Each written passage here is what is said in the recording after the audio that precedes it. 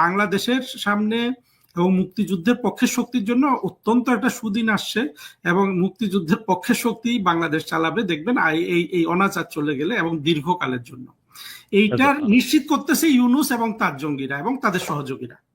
আচ্ছা, এখানে মানবাধিকার সংগঠনগুলো বাংলাদেশে আছে না, এটা যদি অন্যায় কাজ হতো তারা নিশ্চয়ই প্রতিবাদ করতো। এই জুতার মালা পরিয়েছে বা জুতা দিয়ে পিটিয়েছে, মানবাধিকার সংগঠন বাংলাদেশের আছে, আন্তর্জাতিক বেশ কিছু সংস্থা বাংলাদেশে কাজ করে, তারা বিভিন্ন সময় বিভিন্ন কথা বলে থাকেন।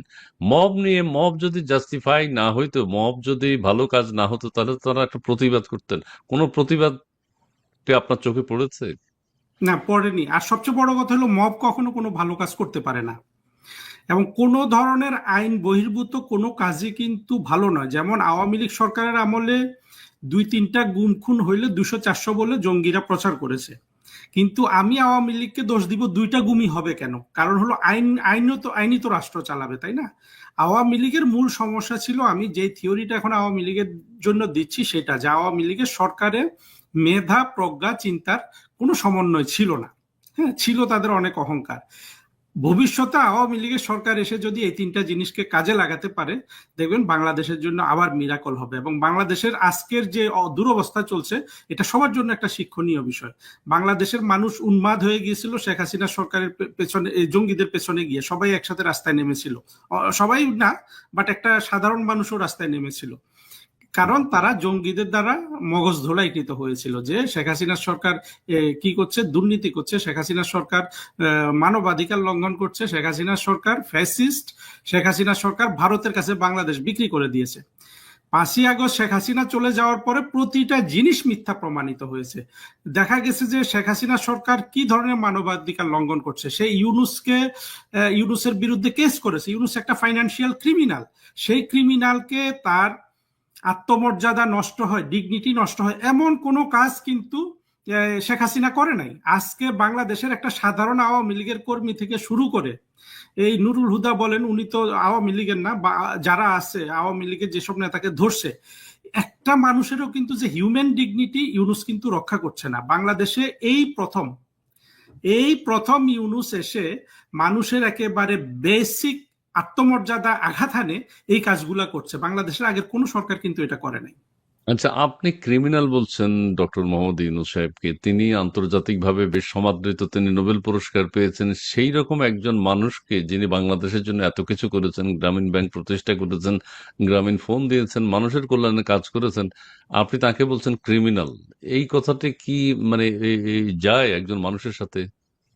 খুব ভালোভাবে যায়। দেখুন, ইউনূস বাংলাদেশের জন্য কোনো ভালো কাজ করেছে, কিছু করেছে, এই উদাহরণ বাংলাদেশের কোনো মানুষের কাছে নাই। আপনার কাছে থাকলে আমাকে এখন বলতে পারেন। এই যে গ্রামীণ ব্যাংকের মাধ্যমে বেশ আত্মকর্মসংস্থান, নারীরা হচ্ছেন তার 70% গ্রামীণ ব্যাংকের মালিক।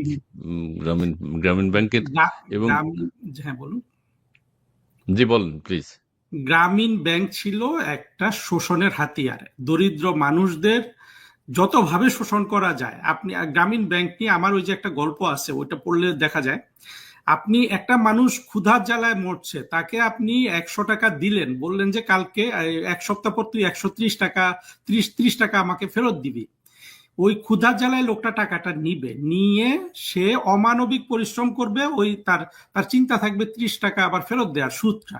তো এটা ছিল একটা দরিদ্র মানুষের উপকার। বলতে কি, এখানে উপকারের চেয়েও মানুষের তার যে তাকে যে শোষণ করার যে একটা বড় বুদ্ধি, সেটাই ইউনূসের মাথায় ঢুকে গিয়েছিল। সেই বুদ্ধিতে সে কিন্তু গ্রামীণ ব্যাংক চালিয়েছে, এবং গ্রামীণ ব্যাংক ছাড়া ইউনূসের বাংলাদেশের মানুষের উপকার করেছে এমন কিছু নাই। দেখুন, গ্রামীণ ফোন, গ্রামের মহিলাদের কথা এনে গ্রামীণ ফোন যেই পরিমাণ ব্যবসা করেছে শুরু থেকে, সেটা কি আপনারা ভুলে গেছেন? ইউনূস কোন কাজটা করেছে? ইউনূস তার পকেটের 10 টাকা কি কোনো সাধারণ মানুষের জন্য এই জীবনে দিয়েছে? দেয় নাই। ইউনূস হলো আর ক্রিমিনাল, সে তো ক্রিমিনাল, এটা প্রমাণিত। দেখেন, ক্রিমিনাল না হলে একটা লোক ক্ষমতায় আসার পর 10 দিন 20 দিনের মাথায় কি দেশের সব প্রতিষ্ঠানগুলোকে তার তার কাজে লাগিয়ে সে 666 কোটি টাকা মাপ নিয়ে নিল, গ্রামীণ ব্যাংকে সুদ মওকুফ করে দিল, তারপরে আপনার সে আদম ব্যাপারী হয়ে গেল, সে বিশ্ববিদ্যালয়, সবকিছু কিন্তু সে within a very short period of time কিন্তু আদায় করে নিয়েছে। এইটা একেবারে আত্মকেন্দ্রিক স্বার্থপর ক্রিমিনাল ছাড়া কেউ কিন্তু করে না। আপনি বাংলাদেশে যারা আগে শাসন করেছে ভালো মন্দ মিলে, কারো কাছ থেকে এই নির্লজ্জতা কিন্তু বাংলাদেশের মানুষ দেখতো না। আচ্ছা, ধন্যবাদ, আপনার মতামত আপনি ব্যক্ত করেছেন। আমি আপনাকে এখন একটা কথা বলতে চাই, আওয়ামী লীগকে এখন এত সহনশীল মনে হচ্ছে কেন? আওয়ামী লীগের অনেকেই, আওয়ামী লীগ, ছাত্রলীগ, যুবলীগ, আমি টোটালটাই বলছি, মায়ের খাচ্ছে, মুক্তিযুদ্ধের পক্ষের লোক মায়ের খাচ্ছে, এবং যে সহনশীল বলতে তারা কোনো প্রতিবাদ নেই, বিক্ষোভ নেই, কিন্তু তাদের উপর অত্যাচার নির্যাতন চলছে, তারা সেটা মেনে নিচ্ছে। এই সহনশীলতার কারণ কি বলে আপনার কাছে মনে হয়? কথাবার্তাও বেশ ভালো, মার্জিত। মার্জিত কথা বলতেছে আওয়ামী লীগের কিছু সিনিয়র নেতা, এবং সেই নেতাগুলোর উপর কিন্তু আওয়ামী লীগের অসংখ্য কর্মী কিন্তু অত্যন্ত ক্ষুব্ধ। হুম। এখন এটা নানান থিওরি আছে, বলা হচ্ছে যে ওই নেতাদের সম্পদ রক্ষার জন্য তারা নরম ভাষায় কথা বলছে। কোনটা আমি সত্য জানি না, ব্যক্তিগতভাবে কাউকে আমি চিনি না, কিন্তু আওয়ামী লীগের এখানে একটা রাজনৈতিক কৌশলের দুর্বলতা তো ধরা পড়ছে যে তারা এইভাবে মার খাচ্ছে। কিন্তু এটা তো বেশি দিন থাকবে না। আওয়ামী লীগ ৭৬ বছর ৭৫ বছরের পুরনো একটা দল, তাদের মধ্যে রাজনৈতিক কৌশলের অভাব হবে না, এবং সাময়িকভাবে তারা একটা হতবিহ্বল সিচুয়েশনে আছে। আমি আশা করব যে জননেত্রী শেখ হাসিনা তাড়াতাড়ি ডিসিশন দিবেন, উনি দলকে ঠিক করবেন, করে এই এই এই যে আজকে যে শত্রু বাংলাদেশের উপর চেপে বসেছে তাদের তাদের বিরুদ্ধে তিনি লড়বেন এবং আবার বাংলাদেশকে পুনরুদ্ধার করবেন। আচ্ছা, ঠিক আছে, আমরা পুনরুদ্ধার হোক সেটা চাই। আমি আরেকটা কথা বলতে পারি, সেটা হচ্ছে আওয়ামী লীগ সরকারের সময় বঙ্গবন্ধুর অপ্রকাশিত আত্মজীবনী, বঙ্গবন্ধুর যে আত্মজীবনী, অসমাপ্ত আত্মজীবনী বইটা বেরিয়েছে, এছাড়াও মুক্তিযুদ্ধের অন্যান্য বইও বেরিয়েছে। এই বইগুলো আমাদেরকে কিনতে হয়েছে। বঙ্গবন্ধুর অসমাপ্ত আত্মজীবনী একটা স্কুলের ছেলেও প্রয়োজন হলে কিনেছে, কিন্তু এটা অ্যাভেলেবল ছিল না। এই মুক্তিযুদ্ধ, বঙ্গবন্ধু, বঙ্গবন্ধুর রাজনীতি, বাংলাদেশের স্বাধীনতা সংগ্রাম, বইগুলো নিয়ে আসলে নতুন প্রজন্মের কাছে আওয়ামী লীগকে কিভাবে দাঁড়ানো উচিত ছিল? আওয়ামী লীগের এখানে কোনো ব্যর্থতা আছে কিনা আপনার কাছে কি মনে হয়? নতুন প্রজন্ম আওয়ামী লীগ সম্পর্কে, বাংলাদেশ ইতিহাস সম্পর্কে, বাংলাদেশের মুক্তিযুদ্ধ সম্পর্কে জানে না কেন? এটা আওয়ামী লীগের পরিপূর্ণ ব্যর্থতা। আমি তো মনে করি বঙ্গবন্ধুর অসমাপ্ত আত্মজীবনী জি, একেবারে মাগনা দিয়ে দেওয়া উচিত ছিল, রাস্তায় রাস্তায় ওইটাকে ওইটাকে রাখা উচিত ছিল যাতে সবাই হাতে পায়। কিন্তু আওয়ামী লীগের ওই সরকারের যেহেতু ওই তিনটা জিনিস ছিল না, আমি যেটা বারবার বলছি যে মেধা, প্রজ্ঞা, চিন্তার সমন্বয় ছিল না বলে আওয়ামী লীগ অনেক ভুল সিদ্ধান্ত নিয়েছে। যেমন এই বঙ্গবন্ধুর অসমাপ্ত আত্মজীবনী একটা অসাধারণ বই। বাংলাদেশে এই ধরনের কোনো রাজনীতিবিদ এত অসাধারণ বই লিখতে পারে নাই। বঙ্গবন্ধু যেটা লিখে দিয়ে গেছেন, উনি তো লেখক ছিলেন না, কিন্তু সেই বইটাকে আওয়ামী লীগ বাণিজ্যের পর্যায়ে নিয়ে গেল, ১২০০ টাকা না কত টাকা করে বিক্রি করতো। কিন্তু তারা যদি এটা ভালোভাবে চিন্তা করতে পারতো, এই বইটা এখনো, এটা অনেকে খোঁজে, এখন নাকি এটা পাওয়া যায় ফ্রি ভার্সন কোনো জায়গায়। আমি বলি যে এটা একেবারে free, electronic copy, physical copy সব যত কম মূল্যে সবাইকে দেওয়া দরকার ছিল, কিন্তু তারা সেটা করেনি। তার দ্বারা তো অনেক কিছুই ভালো করেনি, কিন্তু তারপরেও এত কিছু করেছে বিশেষ করে বাংলাদেশের অর্থনৈতিক উন্নয়নের জন্য, সেটাও বাংলাদেশের মানুষ কিন্তু আগে কখনো দেখেনি। আচ্ছা, আপনাকে আমি একটা প্রশ্ন করি, চিন্তা করুন জি, যে জি, জি, জি, এই যে দেবপ্রিয় ভট্টাচার্য, জি, জি, হ্যাঁ, জি, তারপরে আকবর আলী খান মারা জি, গেছে, জি, বা এই জি, ধরনের বড় বড় হোমরা চোমরারা যখন প্রথম আলো কলম কলাম লিখে যে এই এই বিশ্ব ব্যাংকের সাহায্য ছাড়া পদ্মা সেতু নির্মাণ কেউ করতে পারবে না, এই কথা যখন লেখে, জি। বাংলাদেশে শেখ হাসিনা ছাড়া আর কোন রাজনৈতিক নেতা আছে সাহস করে পদ্মা সেতুর কাজে এগিয়ে যাবে? এটা একটু চিন্তা করুন তো।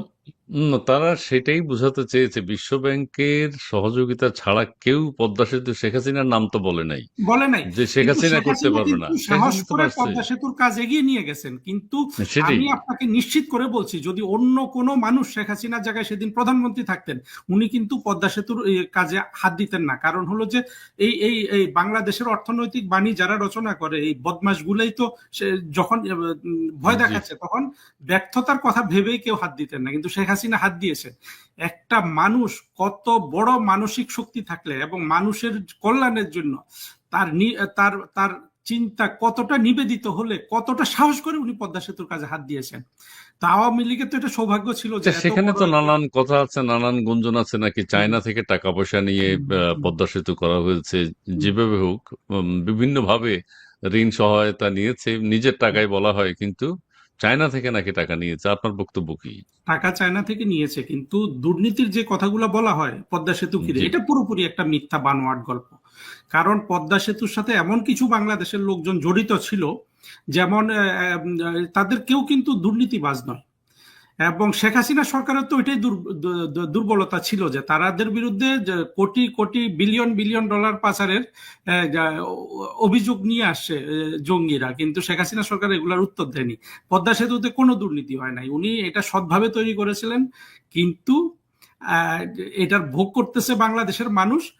আর যদি দুর্নীতি হতো, যেভাবে বলে যে টিউলিপ এত বিলিয়ন, অমুক এত বিলিয়ন নিয়ে গেছে, দেখুন যে দেশগুলোতে টিউলিপ বসবাস করে বা সজীব ওয়াজেদ জয় বসবাস করে, সেই দেশগুলোতে আপনি আনঅ্যাকাউন্টেড মানি এনে কিন্তু রাখতে পারবেন না। সেই রকম কিছু হলে তো টিউলিপ সিদ্দিক আজও ব্রিটেন রাজনীতি করতে পারতেন না। কিন্তু সবগুলা মিথ্যা কথা মানুষ বিশ্বাস করেছে, কিন্তু একটা জিনিসও কিন্তু কেউ প্রমাণ করতে পারে নাই যে কিছু হয়েছে। এবং এই মিথ্যা প্রপাগান্ডার উপর ভর করে ইউনূস এখনো কিন্তু টিকে আছে। আচ্ছা, তো আওয়ামী লীগের পক্ষ থেকে কেউ তো জোরালো কোনো বক্তব্য দিচ্ছে না, সেটা আমরা শুনতে পাচ্ছি না। দুই একজনের কথা বলা হচ্ছে তাদের অঢেল টাকা পয়সা আছে। যেমন সাবেক ভূমি মন্ত্রী, তার কথা বলা হচ্ছে, বিদ্যুৎ প্রতিমন্ত্রী, তার কথা বলা হচ্ছে, নসরুল হামিদ।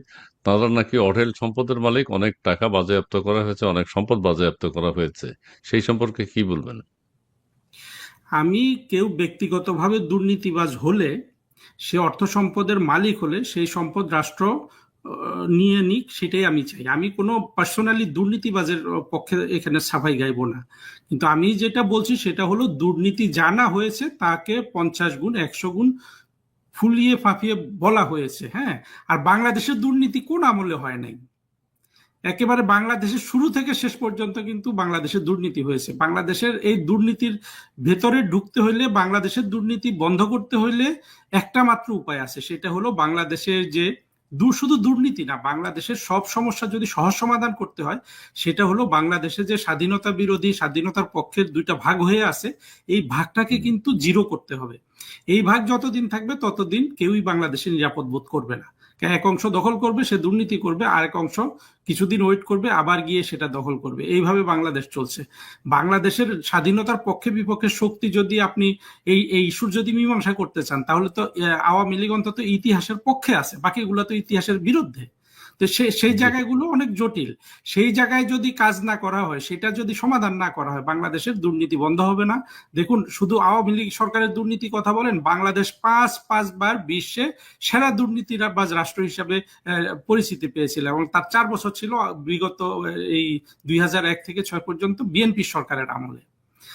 কিন্তু যেটা হয়ে গেছে, এবারে দুর্নীতির গল্পটা অনেক জমানো হয়েছে, কিন্তু আওয়ামী লীগ সরকার এর বিরুদ্ধে কোনো ধরনের মানে পাল্টা কোনো প্রচারণামূলক ব্যবস্থা নেয়নি, অর্থাৎ ইফেক্টিভ হয়, না। কার্যকর হয় এমন কোনো প্রচারণা আওয়ামী লীগ সরকার করতে পারেনি।